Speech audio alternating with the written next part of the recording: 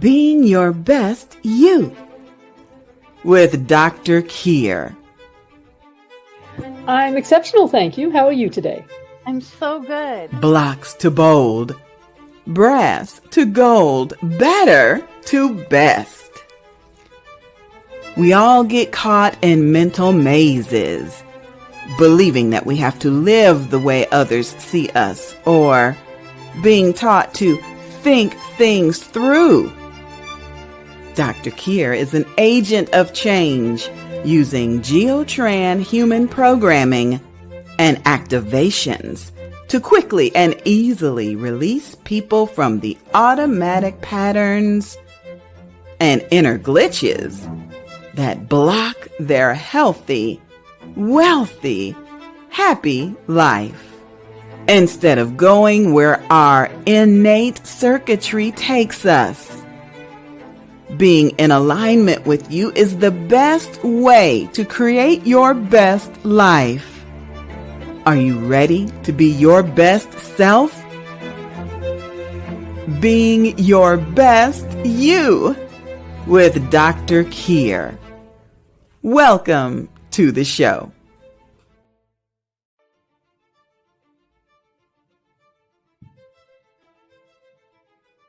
Hey, this is Dr. Kyre speaking, and as you see, we have a different background because we're taping this from France. Woohoo! So I'm sure I have another beret around somewhere.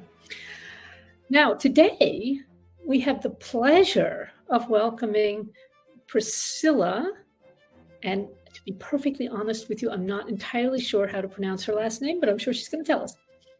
Anyway, Priscilla is a clinical hypnotherapist like our lovely Dr. Kevin, and we are going to talk about the way that the subconscious affects patterns in our life. As you know, those patterns make up, that is to say, the subconscious makes up 90 to 95% of what's going on. So it's really cool that we know how to change things there. And I'm so happy to welcome Priscilla to the show. And I know that she's going to come on any second now. Yep, there she is. All right. Now, how do you pronounce your last name? I'm very particular about names, as you can imagine. And I should have asked you earlier. I apologize. How do you pronounce your name? No, that's okay. It's Priscilla Jogminas. Jogminas. You see, I would have got it wrong. So fortunately, okay. You are here to say it correctly for us. Now, I know that you know Dr. Kevin Richardson. Yes, I do. Because you recommended that I don't do. And now I believe that you teach at the institute where he did some of his learning. Have I got that right? Yes. I was a mentor and a teacher at HMI, which is the College of Hypnotherapy. And so, yeah, I taught there for a little while. I mentored, and it was a wonderful experience. I'm currently no longer teaching there. I've actually started to, go into my own practice and really start to develop that. But it was a wonderful experience. I really loved all of the students there. It was really wonderful time mentoring and teaching hypnosis and hypnotherapy. Absolutely. Yeah. I mean, it is a fascinating field of study. And as you know, Dr. Kevin and I have done various shows together, both in this format and elsewhere. And it's fascinating. It's just fascinating. The whole thing is just fascinating. Now, as you know, and as our viewers know, I work primarily in the subconscious. The subconscious does make up 90 to 95% of what's going on at any given time. And so, although I honor and respect what, for example, therapists and coaches do, that is actually different from what we do, because they're primarily working in the conscious realm. And nothing wrong with that. You need to have that also, clearly. Yeah. But how fun is it to go rootling around in there and knowing that we can create sustainable change and transformation. It always seems to me that if you have to work in the conscious all the time, that it's a lot of work. you have to have a lot of discipline. Now, I don't know about you, but discipline is not actually a strong suit. So when everything has to be in the conscious, then that kind of implies you're going to have to, every day you're going to have to lay down a new track, as it were, in order for those changes and that transformation to really hold. But that is not really the case, I think, or not as much the case in what I do in geotran neuroprogramming, and also, of course, what you do with clinical hypnotherapy. So, having blethered a little bit here, would you please tell us how you got into this field? Yes, I presume definitely. you start out there. No, actually, I started my journey when I was a little girl. I really wanted to be a doctor. I wanted to be a medical doctor. And everyone was like, oh, no, little girls are nurses. They're not doctors. And so I remember I got this little play set when I was a kid. It was a nursing play set. And I turned it around and it became this white lab coat. And I was a doctor to all my animals. And I was treating them and I was giving them medicine, and I would go in my little bathroom when I was a kid and I would mix up lotion and water and I'd put it on my animals' little paws and I'd fix them. And I just thought I was, and in my mind, in my subconscious mind, I was a doctor, right? I was a doctor helping, these sick animals, and these, and of course sometimes they weren't animals, sometimes they were a person. It just depended on how my subconscious mind took me on that journey. And so as I got older, I started to pursue the traditional medical field. I went into vocational nursing. I also was a medical assistant, and I was working in nursing homes and also in hospice and pre-hospice caregiving places. And I watched people transition into the other side. And I loved what I did. But for me, it was very difficult to watch that there were so many things about these people that could be shifted and changed. And I knew there was something else that could be done for them besides what was physically being done, because every medication had a side effect. Everything that we did, it would only work so much, or it would only go so far. And I knew that there was something beyond that. And coming from a spiritual background, I grew up in a very spiritual background. And so I'm thinking, okay, there's the mind, body, and spirit. And I was always taught this since I was little. So I said to myself, I want to find the spiritual part of this. I want to find the side that is beyond, because I'm all about logic and I'm all about reason. But I think it's very important to combine logic and reason with the mind, body, and spirit, because we are multidimensional beings. We do operate in every single field in that. So I started looking into NLP, which is neuro-linguistic programming, which I'm sure you're very familiar with. And I was watching a lot of Tony Robbins at that time. And, I was trying to kick my bad eating habits. And I said, you know what, I'm going to look for a school out here. And I had no idea if there was a school out here. And I looked it up, and there it was, Hypnosis Motivation Institute. And I said, well, here I go. And I started going to start really working on yourself. You have no idea. And I was like, wow. And I said, I want to take this and I want to help others. And then I really started getting interested in past life regression, which was something that I do in my practice today. But that's basically how I got here, was being a light worker, being someone who wants to help others, being a spiritual person, and wanting to just make all those connections, because you can't just do one. You have to really connect all of them to really holistically help the person with all of the issues. Yes. So here we talk about, well, I think of automatically the right brain, left brain deal about, as you know, the right brain is very much big picture. My own teacher, Dorothy Espio, was very right-brained. And so it was advantageous to her that before I started with Geotran, although I was a designer, I went to architecture school, I was very left-brained, very, very left-brained. So my writing is just impeccable. as we say, impeccable, as we say here in France. So I was always coming from the detail, bringing, and those going together to make the big picture. And she was always coming from the big picture, breaking down into details. So although we didn't get on temperamentally in terms of work, it was really helpful. And to this day, I am the keeper of the computer files for all of Geotran. And so if I was your What's that? so if I was your client, doctor, and I wanted to, let's say I wanted to change my my habits as far as exercising. Let's say I don't like to exercise. And again, this is a real issue, okay? Okay. So how would what you do, and I don't want to pronounce it incorrectly because I'd like you to, because I'm not as familiar with it, and I would love to know more about it because it sounds extremely interesting. And I read a little bit, but I'm very intrigued. So how would you help someone, let's say, if they had an issue with exercise? Because I know that's my main issue, is like exercising and getting out there, because the birds are chirping and everything's beautiful, but I just want to stay in bed and either work on emails or just sleep or whatever. And so what would be your suggestion for someone who's trying to break a habit? Well, in general, that's actually a really great question, especially as it deals with an area I don't normally look at. Yeah? Oh, okay. No, that's really good. Yeah, because sooner or later I'm going to have a client who says, okay, what I really want to change here is, right? So here's how I would approach it. First, I would say, what percent are you? Right?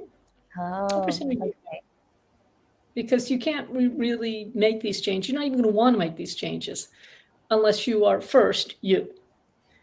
And typically, people, it ranges wildly depending on how stressed people are. I have worked with people who are down to 4%. But as long as there's that little kernel, we can bring them back, but it may take a little bit, But typically people are between, say, 50 and 70% who they were designed to be. Okay. So that's what we work on first. We say, okay, how many other people, places, or things are going on in there? And they are telling you what to do or what to believe. Because most of what I do is in the psyche. Yeah. It's in that middle place of what you think, feel, believe, and desire. So if we can get them back to being who they really are designed to be, and if we can get them back into the now, it's at that point we start asking, well, what is it you want to change in your life? And maybe if it's you, we should have a go at this. This would be really fun. Let's do it. Yeah, absolutely. So if you are you and you are in the now, then I would be asking, well, what is it that you want to change? And you're saying to me, okay, I want to change my exercise patterns. I want to actually do some exercise rather than thinking about doing some exercise. Yes, I do it in my head all the time. I have a great record. I do it every morning in my head. Well, the people who train top athletes say, sometimes the training is just going on in the mind, and they picture themselves running that race. They picture themselves, what's that thing where they jump over high poles? Right. That just remember, in terms of your system, and I know you'll agree with me on this, in terms of your system can't tell the difference between a memory, a fantasy, your imagination, something completely made up. But the problem is it also can't tell the difference between something you're experiencing and something somebody around you is experiencing if they're doing it strongly enough that it's imprinting on you. Yes. Right? So that's where I'm saying that 80% of what I clear from people is actually from others. Oh, yeah? See, that's very interesting. I find the same in my work as well. Yeah, sure. So then I would be asking, okay, do you have a belief about exercise that is getting in your way? Yes, no. Now I would be muscle testing the whole time. When I ask that kind of question, I'm not really asking you. I'm asking in the field because I know you don't know. Or to put it another way, you know in the subconscious, but you don't know in the conscious. So it's no good my asking you questions like that in the conscious, right? Right. I mean, you must find this with your clients all the time. Exactly. Yes. There's a lot of crossover. Yeah. So yay for muscle testing. Okay. So then, so the thing we would check is there something that needs to be subtracted?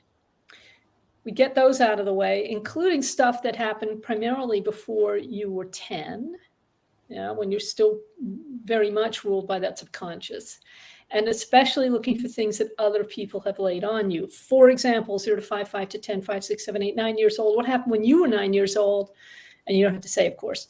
And it was something to do with it's not something to do with your parents.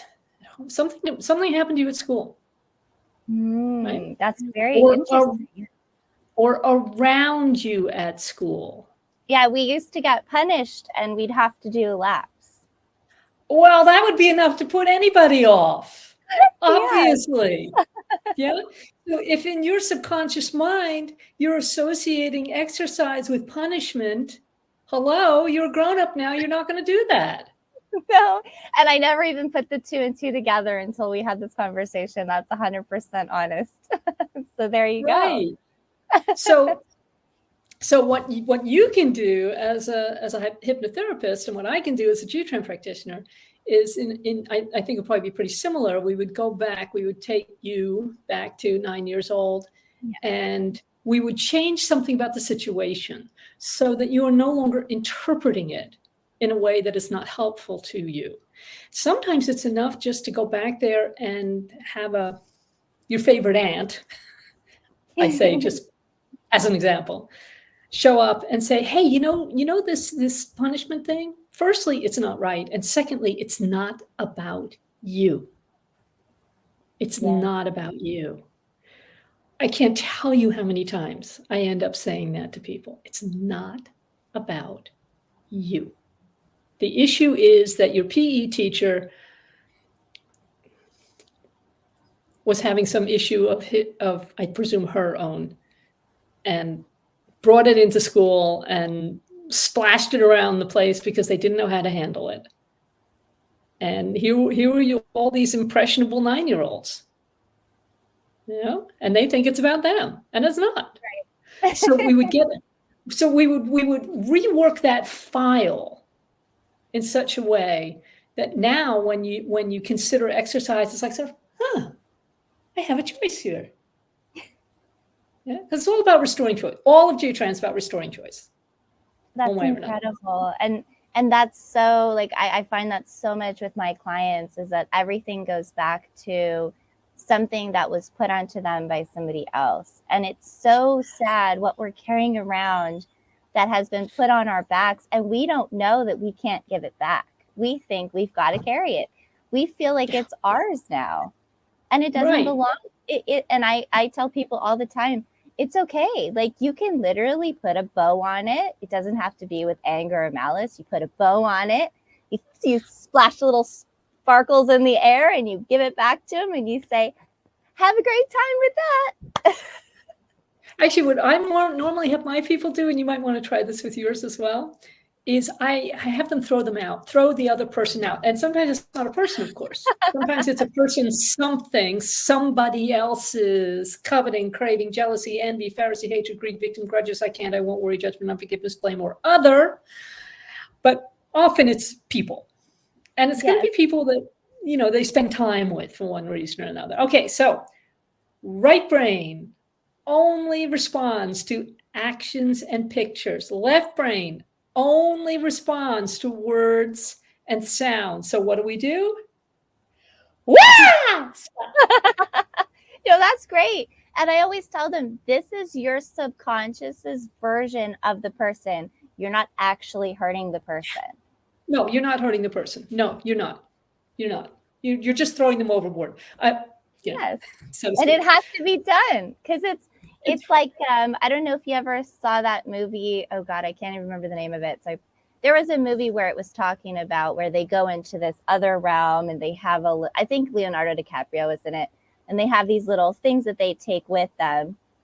And basically it's all about the subconscious mind. It's very interesting. Right. When I think of the name, I will recommend it. Sorry, I probably shouldn't have brought this up unless I had it previously. But I totally understand, because I love films and I've seen a lot of films and I don't always remember their names either. But the point is, the point of the movie was that every person in this subconscious experience that he was having, because he basically had lost his wife and child, so he kept going into this alternate reality and spending time with them and going into all these memories with them and everything and trying to relive it. And what he finally realized was that he was not really in there with his wife and his child. These are memories. Yes. And that he had to let the memories go of who he remembered them to be and not actually let them go. Because there was a place for them in the world when they were alive at that time. But in this moment, to be able to relive his own experience, to be able to live his life to the fullest, he needed to let the memory of that go and move forward. Not to, and so like what you're talking about, I think it's so important to let people know it's okay to let it go, because the only person you're hurting is you by holding on to it. Yeah. So I hope that was eloquent. I tried to bring it home there. It actually reminds me a little bit of What Dreams May Come with Robin Williams. Yes, that's another really awesome movie too. Yeah, and it's all going on in here somewhere. Yeah, because the system doesn't know the difference. It's exactly like your electronic computer. It does not say good program, bad program. It says, ooh, coding, I can do this. Right. And that's how we pick up the human equivalent of computer viruses from the people that we're hanging out with. So I'm very often saying to people, now listen, I'm not going to make a choice for you, but I want to point out to you, especially with clients that I've worked with for a while, that every time you come into contact with so-and-so, it takes you out like a computer virus. And with the computer virus, there really only are 3 possible outcomes. I'm sure you would agree. 1, you end up running a program you do not want to run. Yes. 2, you have a strong immune system energetically. You can skirt around the glitch, but then it takes up system resources and you get tired. And 3, how many 3? Eventually the system crashes. And that's when we start getting these mystery ailments. Yeah. I mean, I've worked a lot on mystery ailments one way or another. And the thing that is, I think, very exciting, and I'm sure you find this with your clients too, is, when somebody has a condition that's been in them long enough to get into the physical, which usually takes over a year and can take quite a lot longer. Once that means that their frequency or vibration has gone low enough. Yeah, it's gone slow enough to start affecting them in their physical being. Well, that then becomes a little bit more challenging to change. That's why we end up having medication and whatnot, But if we can find out what the actual cause is in the non-physical, that is so much easier to change. That's so much faster to change. And that means that their physical condition can improve very, very rapidly. It also means that if, contrary-wise, let's say somebody's got one of these illnesses of one sort and another. I don't even want to mention any names because I don't want to bring the frequency vibration of it. But let's say they've got something fairly drastic. If we do not find the cause and release the cause, if we don't throw that luggage overboard, then even if we deal with it symptomatically, they're quite likely to develop other symptoms around that meridian or organ or element in the traditional Chinese medical sense, because the perturbation factor is still operating. Yeah, so effectively the computer virus is still in there, and it's going to show itself in some other way. Yes, and I think also to add to that, and that's brilliant, and I love that, and it's such a wonderful explanation of some of the things that people come in with for me as well with. But I think also when people own it, when they make it a part of their identity, when they say, Yes. I have, or I am a da-da-da, Yes. it becomes a part of them. The most difficult virus to get off of a computer is a virus that is integrated into the system, and the computer thinks that it's a part of Yes. its environment. Yes. When, even with the subconscious mind, we talk about knowns and unknowns. And a lot of times the knowns are harmful things that aren't good for us. But because the body is familiar with it, because we identify with it as a part of our identity, for smoking, for instance, and I'm not trying to call anybody out on anything. I was a smoker for a very long time, but every time people would ask me, why do you go outside? I'd say, well, I'm a smoker, right? Now I don't identify as a smoker anymore. Yay! So what's the difference between the person that was a smoker and the person that is not a smoker? It's the same person. It's the way that I identified. It's the ownership I had of it. Yes. Yeah. So you saw the question there on the bottom of the screen. I did it. I was just reading to the end of the paragraph. As long as you Angie. Okay, that's our lovely producer, Angie B., who puts the questions up. Hi, okay, Angie. Now, is this why people keep getting sick repeatedly? Oh, yeah.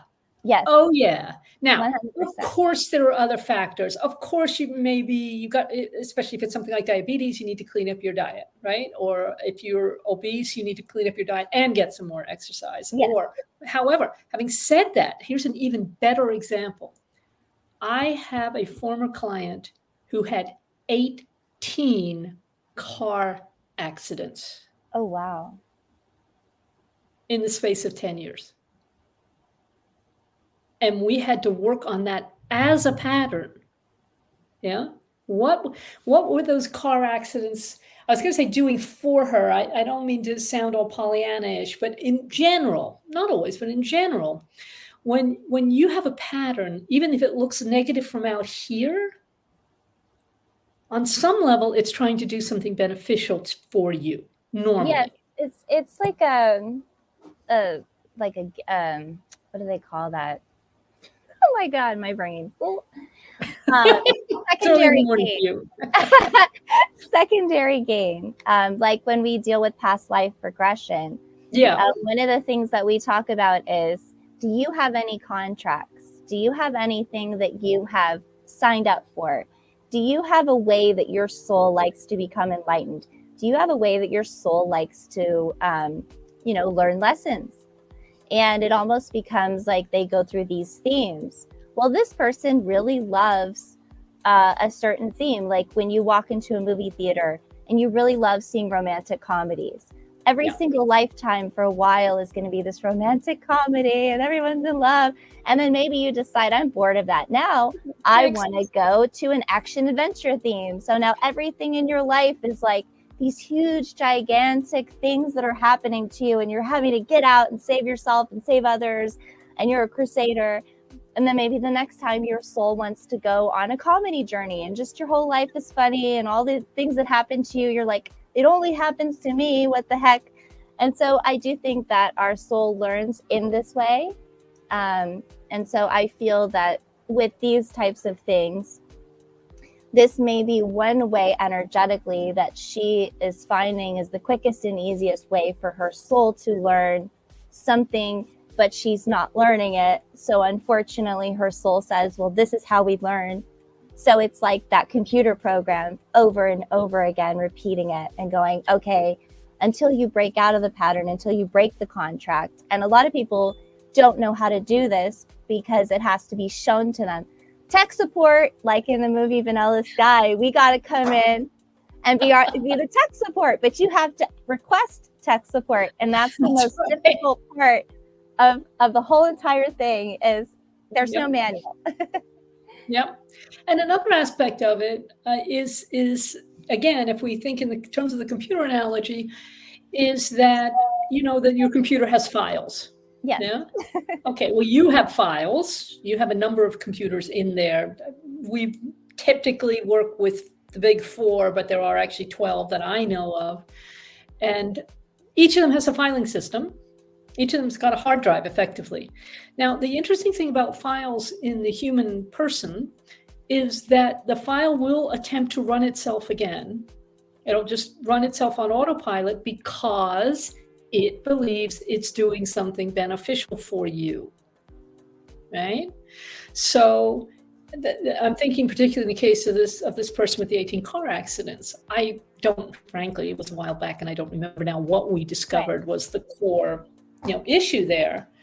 But man, I actually think it was a kind of victim issue. That file just got triggered. And we all know about triggering. I mean, that's a very common way of looking at what enrages people or frustrates people or whatever. Well, that's what's happening, is that they have a file that's got triggered. It wants to run itself again. And sometimes even people are in an age regression. They're trying to resolve something that happened, typically before the age of 12. And they didn't have the tools then. And the problem is normally they don't have the tools now either. Yes. And that's where they kind of really need an outside eye like yours, like mine, to say, you know what, I'm kind of getting this. And then they go, gosh, I never thought of that connection. I get that a lot. Yes, because when you're in the experience, you're experiencing it. And the wonderful gift that I have talked to many people that have been through past lives. And the one thing that I always ask them is, why don't you remember? Why don't we remember when we go to the place in between? And the answer is always a resounding. The reason we don't remember is because then we cannot fully immerse ourselves in the experience and the lessons. Right. Yep. Otherwise, we would just say, oh, we're playing a video game. Who cares? Woo-hoo. Right? Yeah, Let's jump off exactly. the building and reset and go to the next adventure. That's Right. It would be a disaster. We wouldn't learn anything. And so we've been given this gift of being able to reset ourselves, I guess is my point. And but we need help to do that. Yep.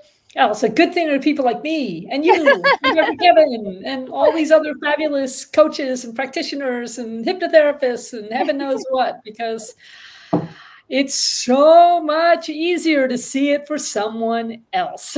Yes. And I did have a question for you, and I hope you don't mind me asking you a question. But please. One of the things that I get a lot is, I'm so lucky to have found you because you're honest. So what would you say is a good marker for people out there who don't know anything about this field, don't really understand this, but want to get into it? What's a good way to find somebody who's honest? What is your idea of, because there's so many people out there that are doing this and are not real. They're not actually trying to help people. And so, what is your way of, is it because some people just don't have the intuition to feel it, or because is it old programming? Why do you feel that people end up choosing someone who is not necessarily real and then have to go through this journey to find someone who's real, like you or I, or somebody who's genuinely doing this, for a good reason? Because there's so many fakes out there. That is actually a very good question, and I'm going to answer it in a couple of different ways. Because eloquence is my middle name. Okay. In my world, in the world of Geotran, in the world of inner programming, in the world of people who are accustomed to reading the energy fields, we say that this is the art of the question. That the question, the right question, will bring up the answer.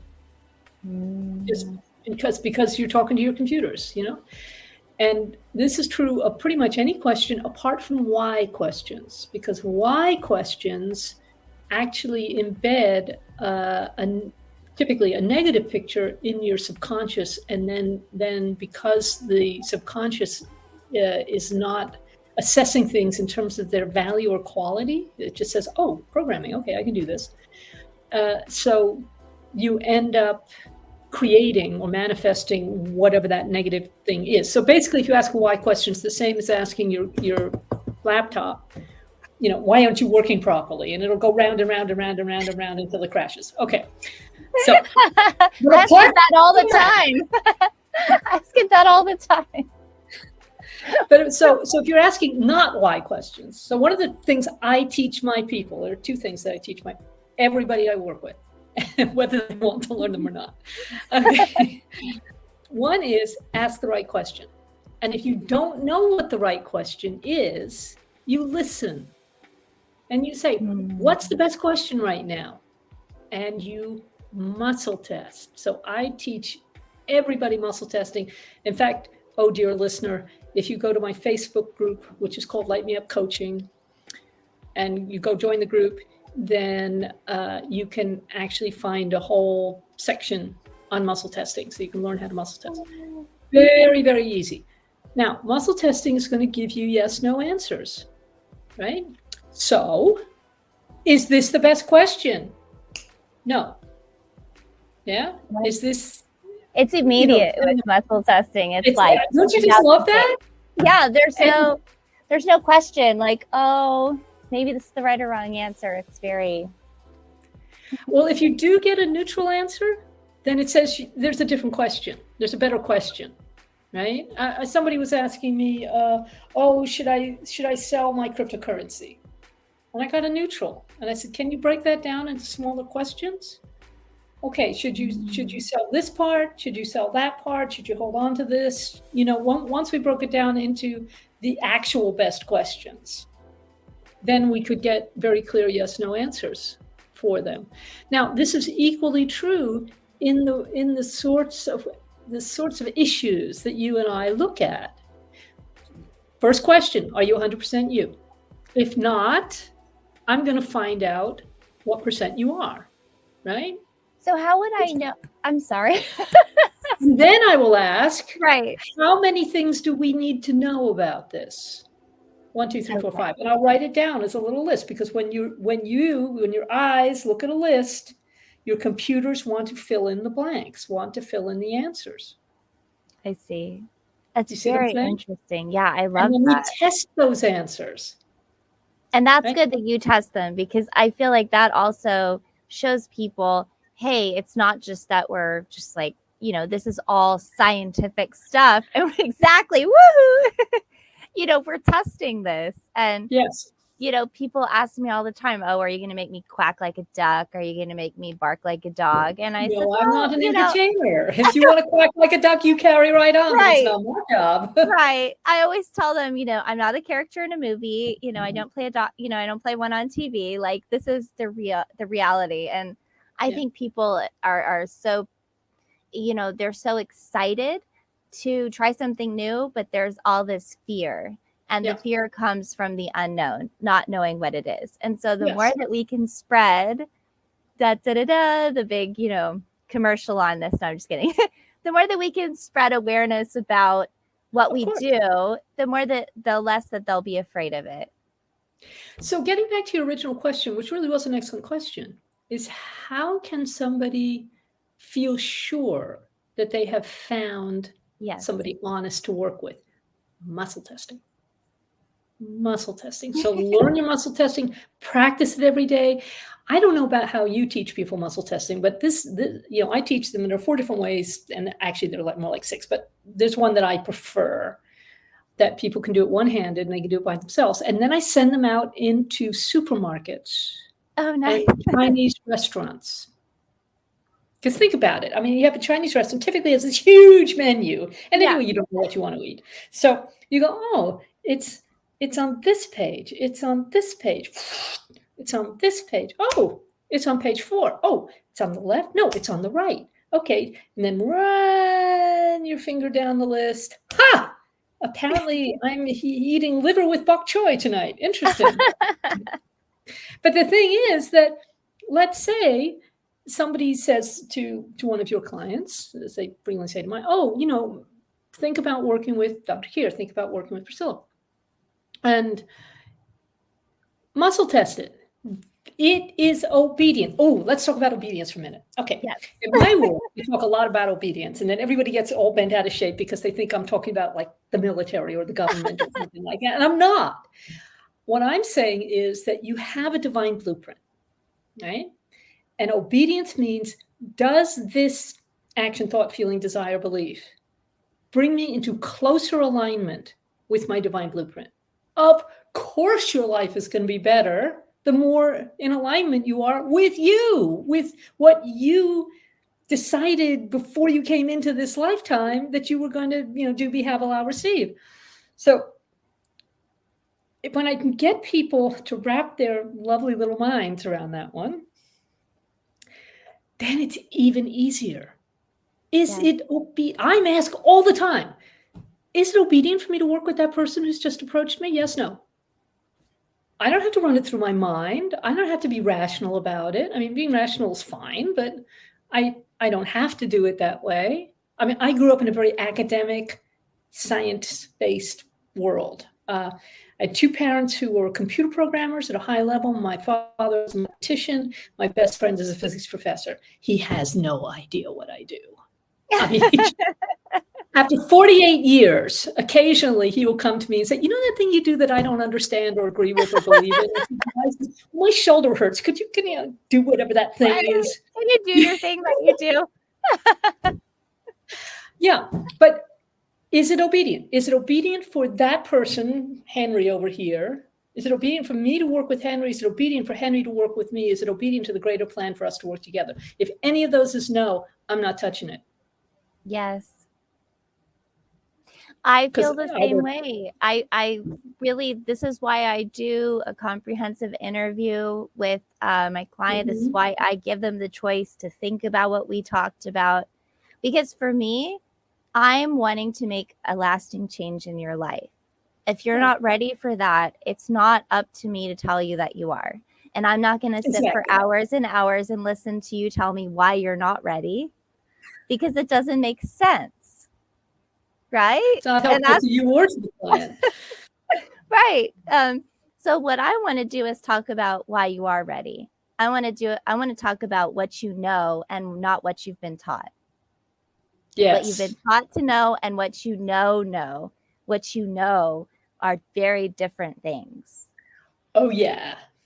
Oh, yeah. That's actually one of the reasons why I really like to have a look at somebody's human design chart as well.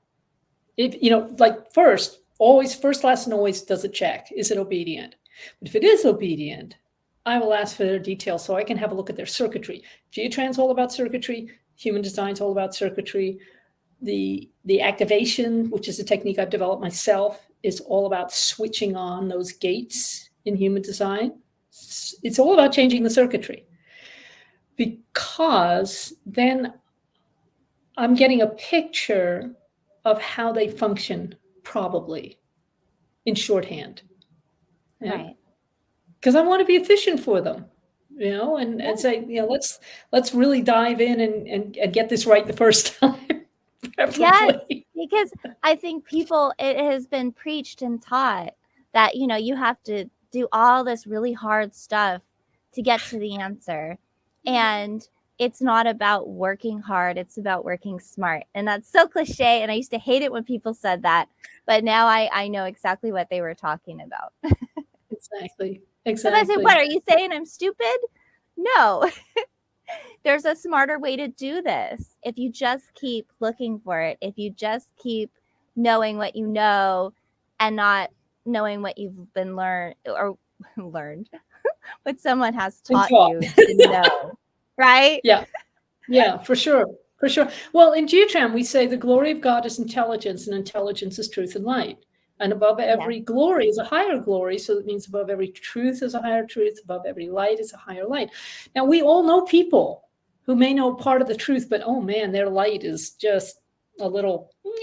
And we all know people who've got boatloads of light, but what are they reading with that light?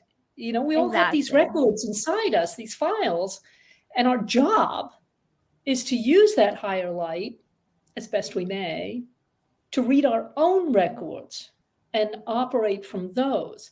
And this is, of course, part of the problem, is that we're surrounded with other human beings who, with the best will in the world, are teaching us crap. Yeah, pretty much. Because dogma cause agenda, who they've been exposed to, they've got computer glitches up the wazoo. Not you and me, of course, but others. I truly believe that sometimes we feel like we're orphans raising orphans. Oh gosh, yes. Yeah. Because our parents get these tools and they're like, how do you use this? And then they get a couple of things and they're like, okay, a few lessons on them. And then they give them to us and they go, this is how you use it. But each time you relay information is taken out, right? So when it gets down to the great grandchildren, the amount of information that we're being taught as opposed to what originally was there is so small that we have to go out and be little, astronauts or observers or whatever you want to call it, and find the original version, because it's been, it's like telephone. It's been passed down. I have a great little anecdote, if we have time, a little story that was told to me by one of my very first mentors about a ham. And there was, it's Christmas. Have you heard this story? Oh, it's one I'm pretty sure it's one my teacher used to tell all the time. Tell it for our viewers. So there's this ham, and they've lots of recipes been passed down, and you see a lovely little family sitting. It's Christmas dinner, and there's this ham, and the little girl goes, Grandma, why do we cut the ends off the ham? She said, oh, because my mom did it, and my mom did it, and my mom did it. And then eventually we find out that the reason the mom cut the ends off the ham was because the pan was too small. Yeah. There was, and they had come up with all of these, oh, it's a tradition. Oh, it's because we're from Greece. Oh, it's because of all these other things. And the main reason was the pan was too darn small. So we had to make the ham smaller, right? Yep. And so, but through these generations, all these stories and all these things came about of it. So that's basically what a lot of our information consists of, is we have to be willing to go out and find the truth. And muscle testing is helpful. Also, all of these other tools as well. But at the end of the day, what is knowledge really anyways? It's information that's been imparted from a source that's greater than us, right? So if we seek out the source that's greater than us, then we will find the knowledge that we need. And with scientific knowledge and with the spirituality and combining the mind, body, and spirit, and also our field, I don't want to leave that out, the electrical field that's around us. And forgive me if I don't know the name of it. But remember how, like, when you're sad, you feel really small? That's because it gets smaller. And when you're happy, you feel really big, right? And it gets bigger. So think about, you're really happy and you bump into somebody who's really sad. What happens to your field? It doesn't get bigger. It goes. Yeah. So the more people that we can, so our inner circle is very important. Who are we spending time with? Are we spending time with people who have what we want? Or are we spending time with people who are just as miserable as we are, hoping that we're not miserable? But in that sense, if I went out wanting to exercise and found a bunch of people that had no idea what exercise was, and we all just go get coffee in our running clothes and say we exercised, how am I going to grow in that way? I got to find people that are triathlon runners, or at least people who know what to do. Jog a little. At least people who jog a little bit. And the best people to hang out with are those people who are doing what you want to do and being who you want to be, plus 10%. Exactly. You do not want to be the smartest person in the room, actually, if you want to learn anything. You actually want to be the second or third smartest in the room. So there's somebody who can just really pull you up to whatever it is you're attempting to do. Absolutely. Oh, yeah. Yeah. But yeah, who you hang out with, very, very important. And also, I'm sure you come across, clearing genetic line contaminations, for instance. I mean, sort of what you were saying, about the grandmother and the great grandmother and the great great grandmother with the two small pans.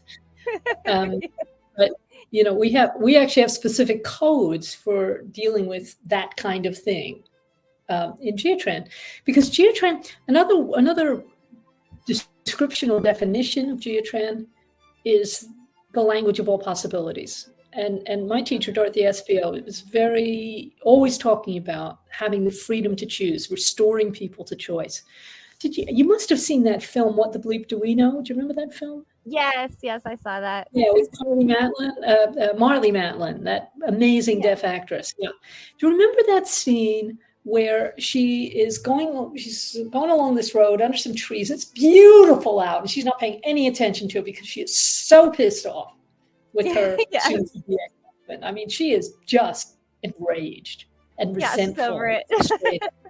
And here's this little kid playing with the basketball. And when we look from his perspective, there are all these basketballs behind her, which are all the possibilities. But when we're looking from her point of view, there's only the one, which is this enormous rage she has towards her husband or her ex-husband. Yeah. And I sometimes think that the very best thing that we can do for our clients is to show them that there are other choices. And the thing that has been filtering their choices are these thoughts, feelings, beliefs, desires that are choking up their inner field. Yes. Oh, it looks like we're out of time. Would you like to say a few last words, Priscilla, please?